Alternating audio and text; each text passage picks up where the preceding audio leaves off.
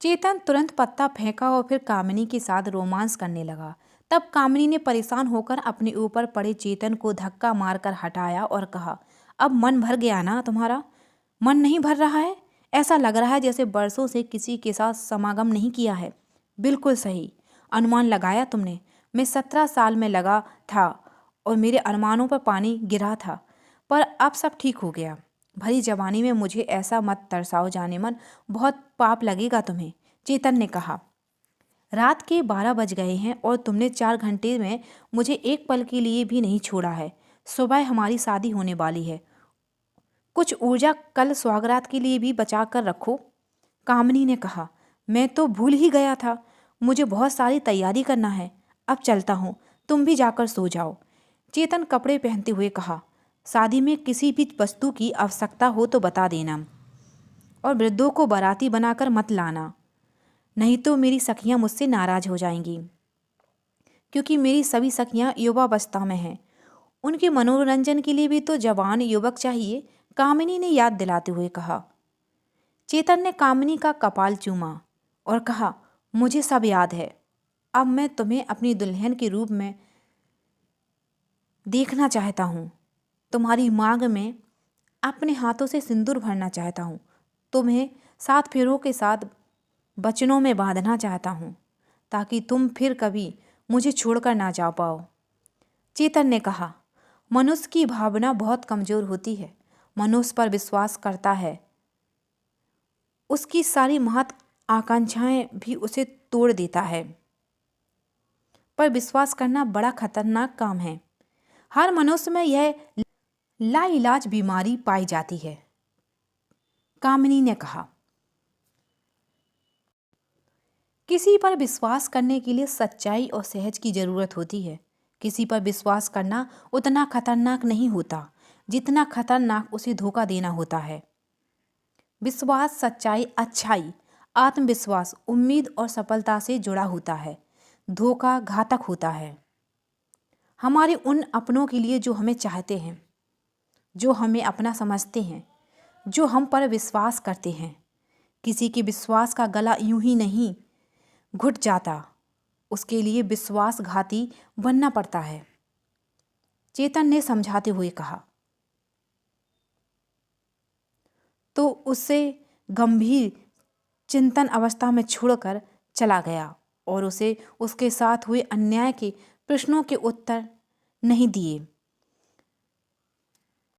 इसलिए कामिनी में क्रोध हुआ, बहुत ही भयानक पिशाचिनी रूप धारण कर लिया। कामिनी ने आज पहली बार ही सबसे भयंकर विकराल रूप धारण किया है, जो बहुत ही डरावना है। उसकी दहाड़ ने जंगल को कपकपा दिया है।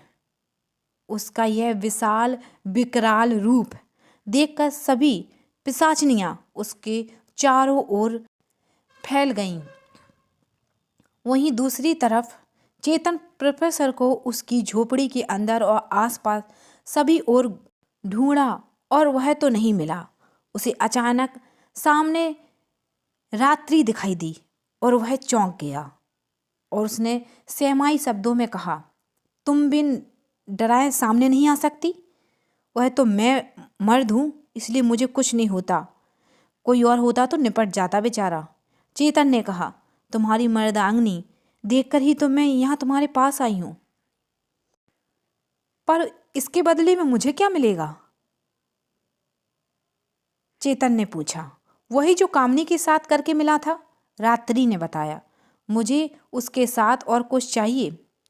इसी तरह चेतन ने कहा। और क्या चाहिए? रात्रि ने पूछा। कल हमारी शादी है। मैं पागल प्रोफेसर को बाजा बजाने का काम दिया था और जाने कहाँ गायब हो गया, तो मुझे उससे मिला दो।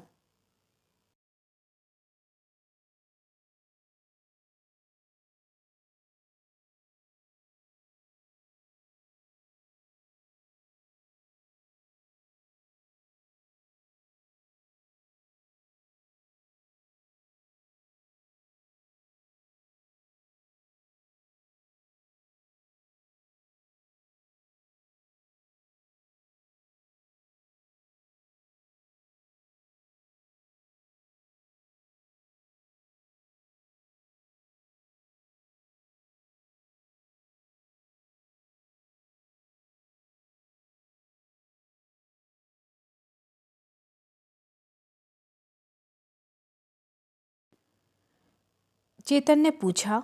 प्रोफेसर कहाँ है? तब रात्रि ने कहा, उस आम के पेड़ के पीछे। प्रोफेसर मिल जाएगा।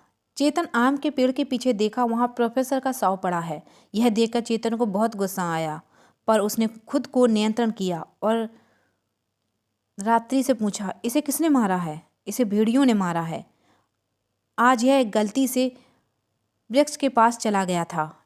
इस जंगल में सफ़ेद पेड़ को छूना की सज़ा मौत है। अब मैं चलती हूँ, हमारी सभा होने वाली है, रात्रि ने जाते हुए कहा।